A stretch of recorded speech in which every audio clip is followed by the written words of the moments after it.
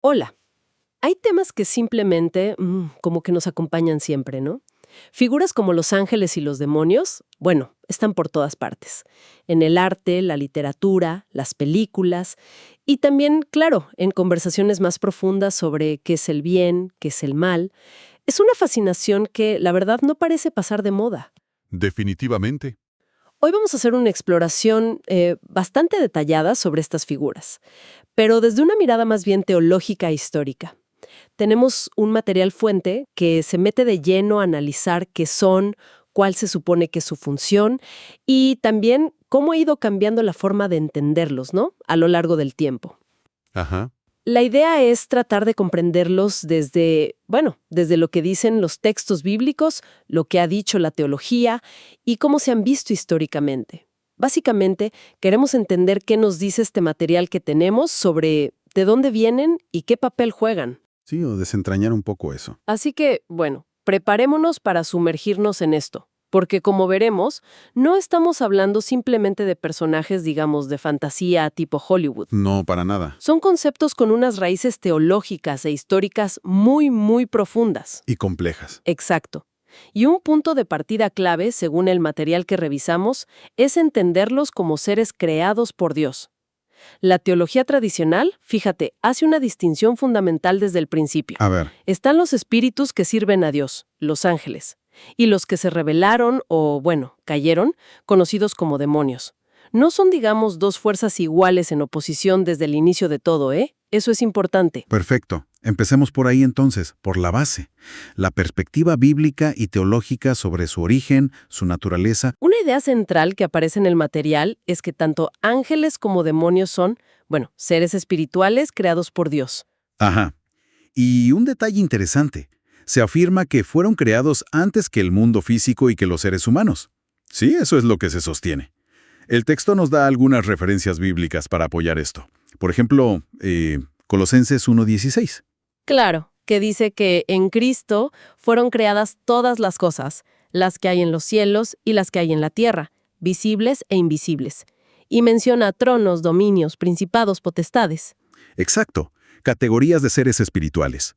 O también Job 38:7, que habla de cómo alababan todas las estrellas del alba y se regocijaban todos los hijos de Dios durante la creación. Ujú. Esto sugiere, bueno, seres espirituales que ya existían. Y es crucial entender que, aunque se les describe en la teología con una inteligencia y una capacidad moral muy elevadas, a veces superior a la humana en muchos aspectos, Sí, siguen siendo criaturas. No son dioses menores ni fragmentos de Dios. ¿Se entiende? Son seres creados distintos del Creador. entiendo. Mencionaste la palabra ángel. ¿Qué nos dice su origen sobre su función? Es una pista importante, sí. Ángel viene del griego ángelos, que a su vez traduce el hebreo malaj. Ajá. Y ambas palabras significan básicamente mensajero o enviado. Esa es, según la visión teológica predominante que recoge el material, su función principal. Mensajeros. Exacto. Hay un texto clave, Hebreos 1:14, que lo resume bastante bien. No son todos espíritus ministradores, enviados para servicio a favor de los que serán herederos de la salvación. Claro. El material detalla que su rol es variado, ¿eh?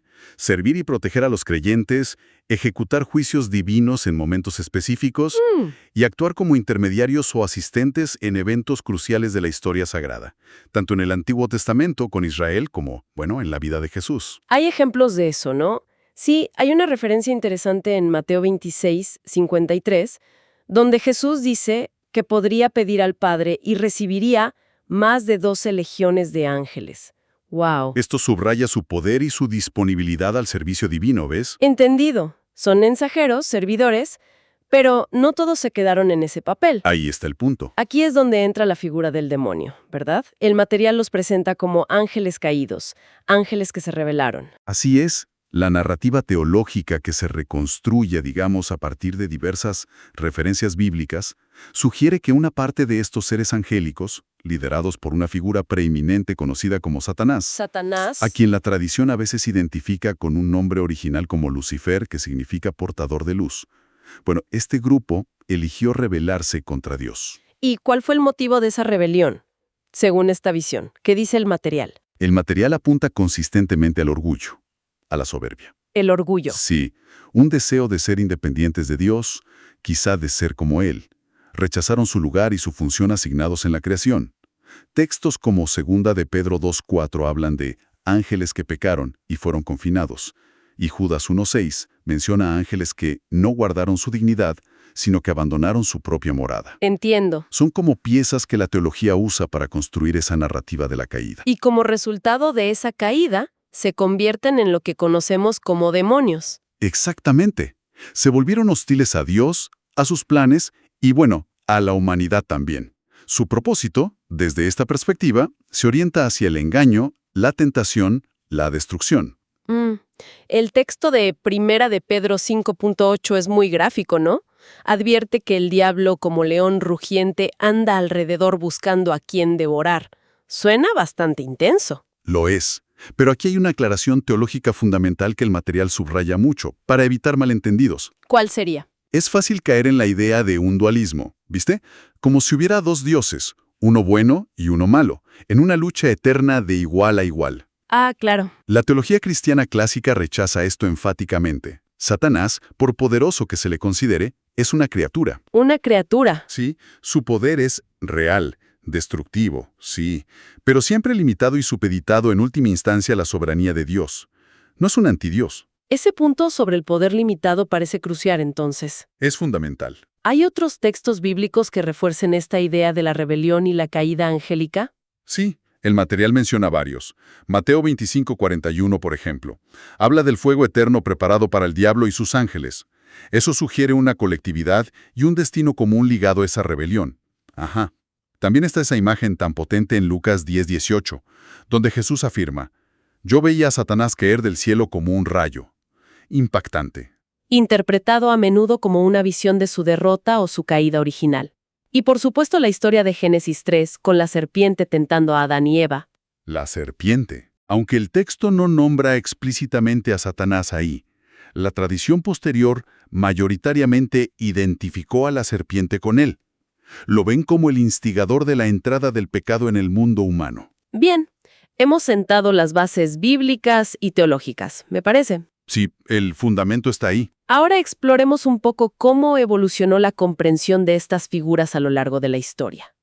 El material indica que la idea de seres espirituales intermedios no era algo exclusivo de la tradición judeocristiana. Correcto. Eso es interesante. La creencia en espíritus, genios o seres similares que interactuaban con el mundo humano era bastante común en muchas culturas antiguas del Cercado Oriente. Por ejemplo, Bueno, Babilonia, Asiria, tenían sus propios panteones y jerarquías de seres sobrenaturales. No era una idea aislada. y dentro del propio judaísmo, ¿cómo se desarrolló inicialmente el concepto? ¿Qué dice el material? En el judaísmo temprano, como mencionamos antes, la figura del ángel se consolidó principalmente como la de un mensajero de Yahvé, un ejecutor de su voluntad. Eran los intermediarios entre Dios y los seres humanos. Aquí el material introduce un punto interesante sobre posibles influencias externas. Zoroastrismo. Sí, se menciona la hipótesis de la influencia del zoroastrismo persa, particularmente durante el periodo del exilio babilónico, cuando los judíos tuvieron contacto directo con esta cultura. ¿Y qué tenía de particular el zoroastrismo? Tenía un dualismo muy marcado, ¿sabes? Una lucha cósmica entre el principio del bien, Ahura Mazda, y el del mal, Angra Mainyu. Ah, claro, bien y mal como fuerzas opuestas. Exacto. Algunos académicos sostienen que este contacto pudo haber, digamos, reforzado o influido en el desarrollo de un dualismo moral más acentuado dentro del judaísmo tardío y posteriormente, claro, en el cristianismo, con una visión más clara de ángeles leales a Dios enfrentados a demonios liderados por una figura opositora principal. Es un debate histórico, entiendo. Sí, es una posibilidad de influencia que está ahí y que el material recoge como una hipótesis relevante. Bueno, avanzando en el tiempo, llegamos a figuras clave del cristianismo primitivo y medieval. Agustín de Hipona, por ejemplo. Siglos IV y V. ¿Cuál fue su aporte principal a esta doctrina, según lo que leímos? Agustín es, bueno, fundamental. Él reflexionó muchísimo sobre la naturaleza del mal y el libre albedrío. Libre albedrío. Y lo aplicó también a los ángeles. Sostuvo que Dios creó a todos los ángeles buenos, pero les dio libertad para elegir.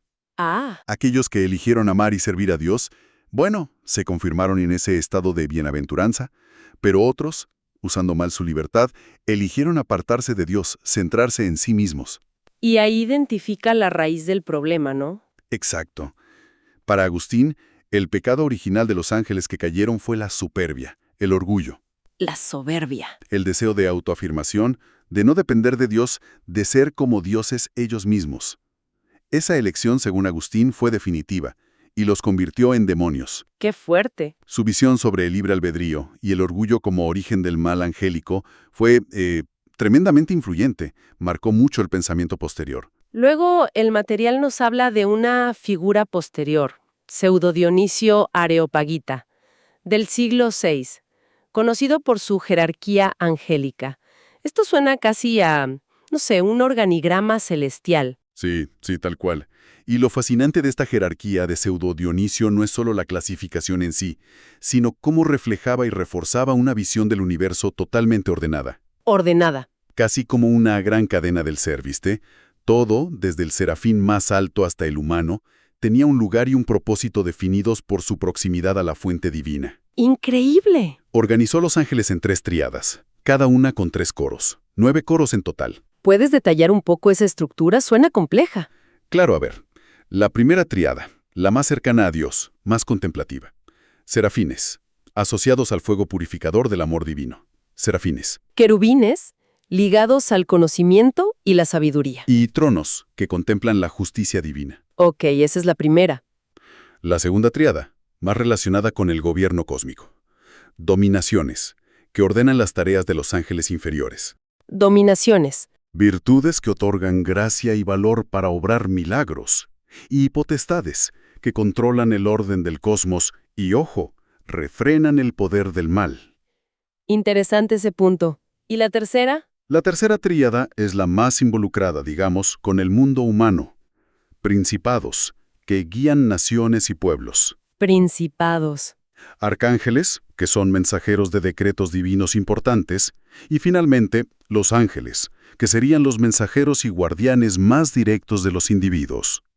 ¡Wow! Es increíblemente detallado. ¿Tuvo mucho impacto esta clasificación? Se usó enorme, un impacto tremendo. Aunque la Biblia menciona algunos de estos nombres, como querubines, serafines, arcángeles, potestades, Sí, suenan. fue Pseudo Dionisio quien los sistematizó de esta manera tan influyente. Su obra, Las jerarquías celestes, marcó profundamente la teología, el arte, la imaginación popular, durante toda la Edad Media y el Renacimiento. Claro, me imagino las pinturas. Exacto. Las representaciones artísticas de ángeles a menudo seguían esta estructura. Fue como un mapa cósmico que dio forma a la mentalidad de la época. Pasaron varios siglos y la forma de pensar cambió un poco, ¿no? Ahora llegamos a Tomás de Aquino, en plena Edad Media, siglo XIII. El material destaca su suma teológica. ¿Cómo abordó él el tema? Tomás de Aquino.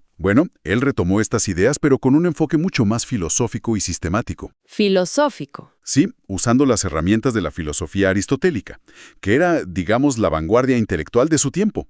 Dedicó tratados enteros a la naturaleza de los ángeles.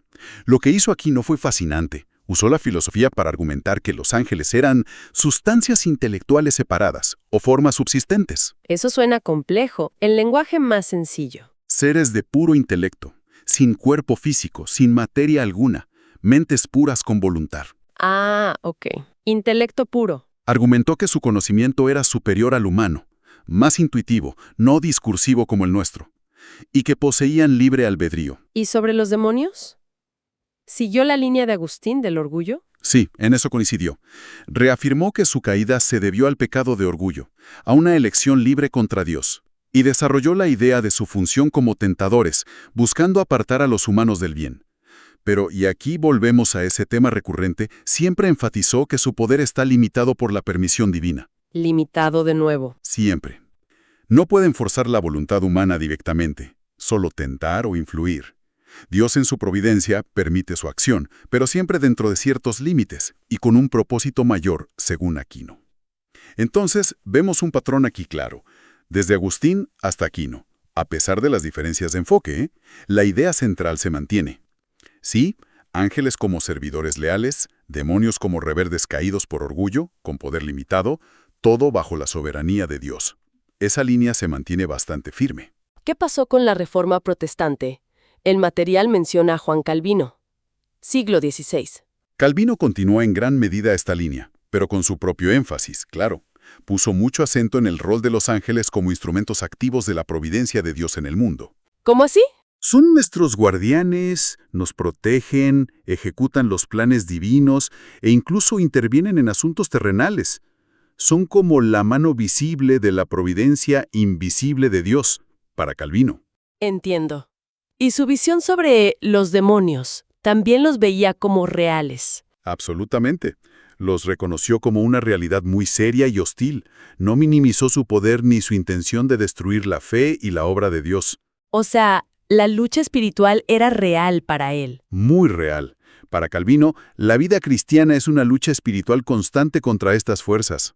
Pero, de nuevo, insistió con muchísima fuerza en la soberanía absoluta de Dios. La soberanía. Incluso Satanás y sus demonios están en última instancia bajo el control de Dios y sirven sin quererlo a sus propósitos últimos. Nada escapa a su decreto y dominio soberano. Esta tensión entre la realidad del mal y la soberanía de Dios es central en su pensamiento. Llegamos ya así a tiempos más cercanos, más modernos. El material apunta que la teología contemporánea muestra, más diversidad de opiniones. ¿Cómo se ven ángeles y demonios hoy en día en estos círculos teológicos? Sí, hay una tendencia notable en algunos sectores de la teología moderna, quizás más liberal, a reinterpretar estas figuras de manera más simbólica o metafórica. Simbólica. ¿Cómo sería eso? En lugar de entenderlos necesariamente como seres personales literales, se les ve como personificaciones poderosas de las fuerzas del bien y del mal en el universo, o incluso como representaciones de dinámicas psicológicas humanas. ¿Puedes dar un ejemplo de cómo funcionaría esa interpretación simbólica para entenderlo mejor? Claro. Por ejemplo, un ángel podría interpretarse no tanto como un ser con alas, sino como un símbolo de la ayuda inesperada, la inspiración divina, la conciencia moral que nos guía, o, no sé, los impulsos altruistas.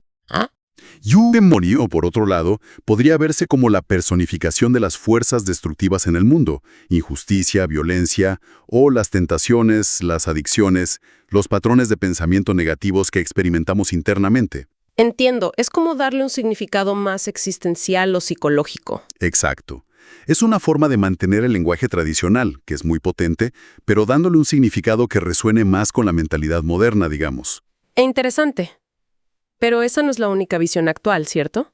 El material contrasta esto. No, en absoluto. Y es crucial señalarlo. Hay que contrastar esto con la doctrina cristiana tradicional, que sigue siendo muy fuerte y muy extendida. La Iglesia Católica, por ejemplo, en su catecismo, los números 328 a 336 son muy claros. Reafirman explícitamente la existencia de ángeles y demonios como seres espirituales, personales y reales, no como meros símbolos. O sea, seres literales. Sí, y lo mismo ocurre en la Iglesia ortodoxa y en muchísimas denominaciones protestantes, especialmente las evangélicas y conservadoras. Para ellas, la existencia literal de estos seres es parte de la fe revelada, no algo interpretable simbólicamente. Así que tenemos esta tensión hoy en día, lo literal versus lo simbólico. Exacto. Es un espectro de interpretaciones. Pero a pesar de las diferentes interpretaciones, parece que hay una advertencia teológica que se mantiene constante a lo largo de toda la historia que hemos repasado, ¿no? Definitivamente. Vuelve una y otra vez. Es la advertencia contra el dualismo maniqueo. El dualismo. Sí, una y otra vez, los teólogos insisten, Satanás y los demonios son criaturas, no son coiguales a Dios, no son omnipotentes, no son omnipresentes. Su poder, aunque real y capaz de causar mucho daño según esta visión, es finito. Y está subordinado a la soberanía última de Dios. El mal no tiene la última palabra. Esa es la idea central.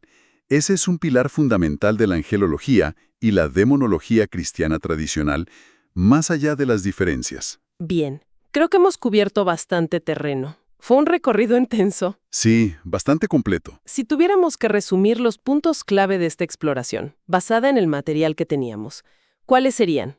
Para que quede claro. A ver, yo diría que los puntos centrales son: primero, el origen teológico. Ángeles y demonios como seres espirituales creados por Dios, con inteligencia y libre albedrío, antes del mundo material. Ok, el origen. Segundo, la distinción fundamental. Ángeles fieles que son ministradores, mensajeros, y los que cayeron por orgullo, los demonios, liderados por Satanás, que se vuelven fuerzas hostiles. La caída. Pseudo Dionisio, la jerarquía, Aquino, naturaleza incorpórea, poder limitado, y Calvino, providencia y soberanía divina.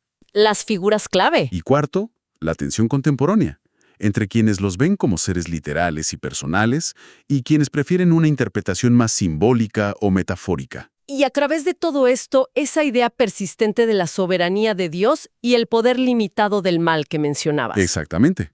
Comprender estas figuras, según se desprende del material, implica manejar esas definiciones teológicas, reconocer las posibles influencias históricas y culturales, pero sobre todo mantener esa perspectiva de que, dentro de esta cosmovisión, el mal es real y activo sí, pero no absoluto.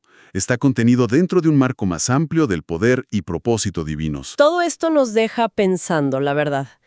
Y quizás una pregunta para reflexionar que surge de todo lo que hemos conversado. A ver. Más allá de si uno cree o no en la existencia literal de ángeles y demonios, ¿cómo creen que la persistencia cultural de estas imágenes tan potentes, el ángel guardián que protege, el demonio que tienta, sigue influyendo en nuestra forma de entender el bien, el mal, la lucha moral, en el día a día? Es una excelente pregunta final. Porque es cierto, incluso en sociedades que se consideran muy seculares, estas figuras no desaparecen del imaginario colectivo. ¿Siguen ahí? Siguen apareciendo en el lenguaje, en el arte, en las historias que contamos. ¿Qué nos dice eso sobre nuestra necesidad humana de dar forma, quizás incluso nombre, a esas fuerzas positivas y negativas que sentimos que actúan en nosotros y en el mundo que nos rodea? Es algo sobre lo que definitivamente vale la pena seguir reflexionando.